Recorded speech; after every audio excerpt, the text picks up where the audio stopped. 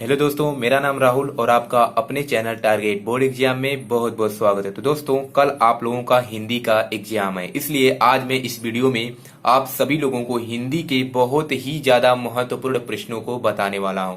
आप कल पेपर देने जाने से पहले इन प्रश्नों को जरूर देख लीजिएगा। यह आपके पेपर के लिए बहुत ज्यादा इंपॉर्टेंट होने वाला है। ठीक है, तो चलिए बिना देर करते हुए वीडियो को शुरू करते हैं। तो सबसे पहला हमारा क्वेश्चन है कि जलज का अनेकार्थी नहीं है।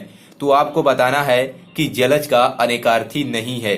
ऑप्शन नंबर ए है कमल, ऑप्शन नंबर बी है मोती, ऑप्शन नंबर सी है मछली और ऑप्शन नंबर डी है बादल। देखिए, बहुत सारे स्टूडेंट क्या करते हैं कि वह नहीं को नहीं देखते हैं और सोचते हैं कि क्वेश्चन में है कि जलज का अनेकार्थी शब्द है और वह कमल पे टिक लगा देते हैं। लेकिन आपको देखिए, ऐसी गलती नहीं करनी है। बहुत सारे स्टूडेंट यही सब गलतियां करते हैं, इसलिए उनको क्वेश्चन का आंसर तो आता है लेकिन वह गलत करके आ जाते हैं। इसलिए आपको सबसे पहले क्वेश्चन को अच्छे से पढ़ना है। तो हमारा क्वेश्चन है कि जलज का अनेकार्थी नहीं है। तो जो कमल है वह जलज का अनेकार्थी है। मोती भी है, मछली भी है। देखिए, जलज का मतलब होता है जल, मतलब जल हो गया, और ज माने होता है उत्पन्न होने वाला, मतलब जल में उत्पन्न होने वाला। कमल भी जल में उत्पन्न होता है, मोती भी जल में उत्पन्न होता है, मछली भी जल में ही होती है। परंतु जो बादल होता है यह जल में नहीं होता, यह ऊपर होता है। ठीक है, इससे क्या होता है कि जल गिरता है, तो ये होता है बादल। बादल को हम जलद कहते हैं। यहाँ पर जलज है वो जलद होता है। ठीक है, तो पहले क्वेश्चन का आंसर क्या हो जाएगा? ऑप्शन नंबर डी हो जाएगा बादल। ठीक है, अगला प्रश्न है हमारा, यहाँ पर देख सकते हैं, बहुत ही अच्छा प्रश्न है। इनमें से किस वाक्य में अकर्मक क्रिया है, आपको बताना है। देखिए, अकर्मक का मतलब जिसमें कर्म न हो। ठीक है, अकर्मक का मतलब जिसमें कर्म न हो। इनमें से किस वाक्य में अकर्मक क्रिया है? ऑप्शन नंबर ए है सीता गाना गाती है, ऑप्शन नंबर बी है वह किताब पढ़ता है, ऑप्शन नंबर सी है मोहन सो रहा है और ऑप्शन नंबर डी है लता चाय पी रही है। तो इसमें देखकर बताइए कि ऐसा कौन सा जो वाक्य है जिसमें आपका जो अकर्मक यानी कर्म नहीं है। ठीक है, इसमें से ऐसा कौन सा वाक्य है जिसमें कर्म नहीं दिया है? तो देखिए, सीता गाना गाती है, यहां पर भी कर्म दिया है। वह किताब पढ़ता है, यहां पर भी कर्म दिया है। लता चाय पी रही है, यहां पर भी कर्म दिया है। देखिए, लेकिन यहां पर मोहन सो रहा है, यहां पर कर्म है।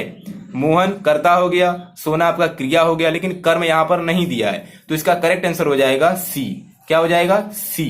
ठीक है, इनमें से किस वाक्य में अकर्मक क्रिया है? तो मोहन सो रहा है। और यह जो क्वेश्चंस हैं ये आपके प्रीवियस ईयर क्वेश्चन पेपर में आए हुए हैं, इसलिए आपने जरूर तैयार कर लीजिएगा। ठीक है, अगला प्रश्न है हमारा, कौन सा वाक्य सकर्मक क्रिया का उदाहरण है? अभी हमने अकर्मक क्रिया देखा, सकर्मक क्रिया का मतलब होता है जिसमें कर्म दिया हो। ठीक है, ऑप्शन नंबर ए बच्चा रोता है, ऑप्शन नंबर बी लड़का हंसता है, ऑप्शन नंबर सी रीता खाना खाती है और ऑप्शन नंबर डी है पक्षी उड़ रहे हैं। तो देखिए, बच्चा रोता, इसमें कर्म है? नहीं है।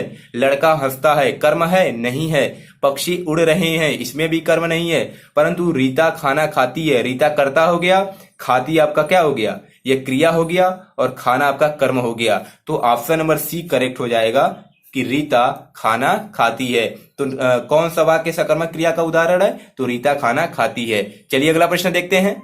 चौथा प्रश्न है कि दो पदों के मेल से बना तीसरा पद कहलाता है। जल्दी से बताइए, दो पदों के मेल से बना तीसरा पद क्या कहलाता है? ऑप्शन नंबर ए संधि, ऑप्शन नंबर बी समास, ऑप्शन नंबर सी उपसर्ग और ऑप्शन नंबर डी प्रत्यय। तो आपको बताना है कि जब दो पद मिलते हैं तो उनसे बनने वाला तीसरा पद क्या कहलाता है? तो इसका करेक्ट आंसर हो जाएगा ऑप्शन नंबर बी, समास कहलाता है। क्या कहलाता है? समास कहलाता है। अगला प्रश्न है कि प्रतिदिन कौन सा समास है, यानी प्रतिदिन में कौन सा समास है? तो आप पढ़े होंगे। ऑप्शन नंबर ए है अवयवी भाव समास, ऑप्शन नंबर बी है कर्मधारय समास, ऑप्शन नंबर सी है तत्पुरुष समास और ऑप्शन नंबर डी है बहुव्रीहि समास। तो आपको बताना है कि प्रतिदिन में कौन सा समास है। तो इसका करेक्ट आंसर हो जाएगा अवयवी भाव समास। कौन सा समास है? अवयवी भाव समास। तो प्रतिदिन में कौन सा समास है? ऑप्शन नंबर ए अवयवी भाव समास। ठीक है, अगला प्रश्न है हमारा कि नीला है कंठ जो। ठीक है, नीला है कंठ जो, नीलकंठ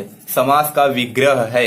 नीला है जो कंठ, ठीक है, नीला है जो कंठ यानी नीलकंठ समास का विग्रह है। तो आपको बताना है कि यह जो समास का विग्रह दिया गया है इनमें से मतलब किस समास का विग्रह है। ऑप्शन नंबर ए है तत्पुरुष समास, ऑप्शन नंबर बी है कर्मधारय, ऑप्शन नंबर सी है अवयवी भाव और ऑप्शन नंबर डी है बहुव्रीहि। तो आपको बताना है कि नीला है जो कंठ यानी नीलकंठ यह किस समास का विग्रह है? तो आपका करेक्ट आंसर हो जाएगा बहुव्रीहि समास। कौन सा हो जाएगा? बहुव्रीहि समास। तो यह बहुव्रीहि समास का समास विग्रह है। ठीक है, चलिए अगला प्रश्न देखते हैं। 7वां प्रश्न है कि जब वर्षा होती है तब मोर नाचने लगते हैं। ठीक है, रचना के आधार पर वाक्य का भेद बताएं। आपको बताना है कि जब वर्षा होती है तब मोर नाचने लगते हैं, रचना के आधार पर यह जो वाक्य दिया है इसका भेद बताएं।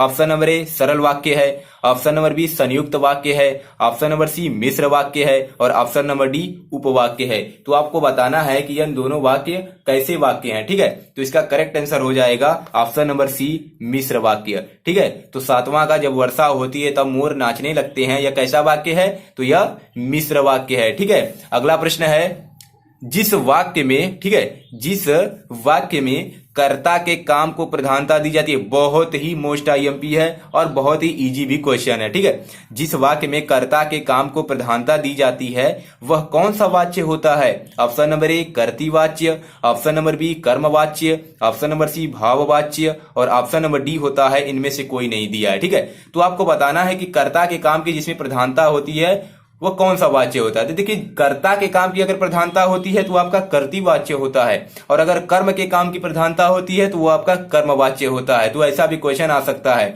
तो इसमें किसकी प्रधानता है? इसमें कर्ता के काम की प्रधानता है, तो ये इसका करेक्ट आंसर हो जाएगा ऑप्शन नंबर ए कर्तृवाच्य। ठीक है, अगला प्रश्न है कि बालक चांद ... देख रहा है। तो आपको बताना इसमें क्या भरा जाएगा। बालक चांद खाली स्थान देख रहा है। ऑप्शन नंबर ए की ओर, ऑप्शन नंबर बी क्या, ऑप्शन नंबर सी क्यों, ऑप्शन नंबर डी कैसे।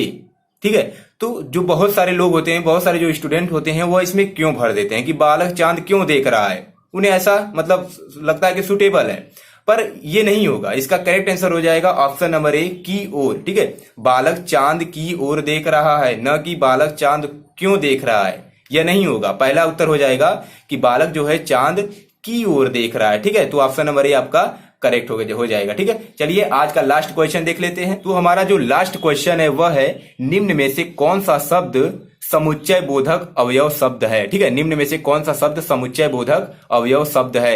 ऑप्शन नंबर ए है धीरे धीरे, ऑप्शन नंबर बी है अरे और ऑप्शन नंबर सी है अथवा और ऑप्शन नंबर डी है वाह। ठीक है, आपको बताना है कि निम्न में से कौन सा जो शब्द है वो समुच्चय बोधक अवयव शब्द है। तो इसका जो करेक्ट आंसर हो जाएगा वो हो जाएगा ऑप्शन नंबर सी अथवा। ठीक है, जो अथवा है हमारा वह कौन सा शब्द है? वह समुच्चय बोधक अवयव शब्द है।